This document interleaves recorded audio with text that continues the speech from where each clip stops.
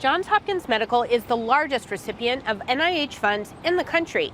But with those funds indefinitely being held by the Trump administration, one local doctor is speaking up about how this is putting important medical research years behind.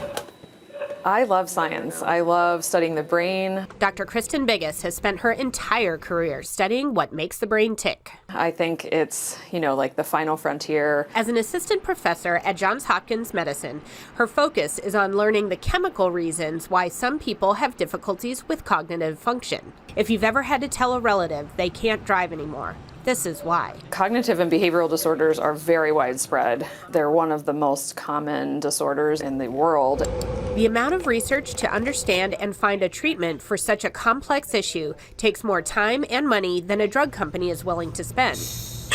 That's where academic institutions like Johns Hopkins step in, with the help of funding from grants from NIH. We're really doing this for the benefit of society and to develop drugs for patient populations that we care a lot about. She says over 95% of drugs start in an academic lab. We're also interested in white matter hyperintensities for cognitive impairment. Dr. Bigos focuses on the chemical reasons a person's brain might be in decline. For example, what are the steps taken to leave your house in the morning and to remember to do all the things like lock your door and turn off certain lights? Last year, she applied for an NIH grant to look at two chemicals, NAG and glutamate, and their essential role in firing signals in the brain. The part of the brain that really drives human and primate behavior and cognition. It takes months to receive grant approval from NIH.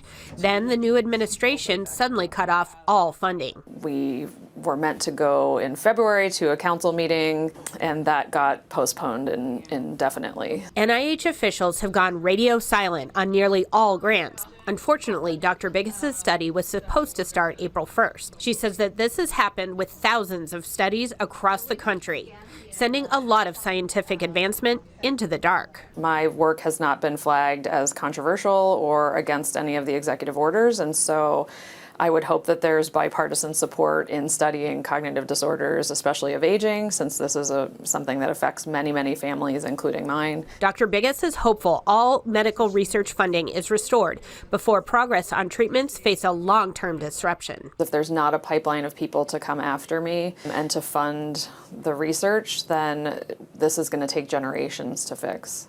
It takes a complicated pipeline to fix a complicated problem, one that until now began with NIH funding. In Baltimore, Christy Harper, WMAR 2 News.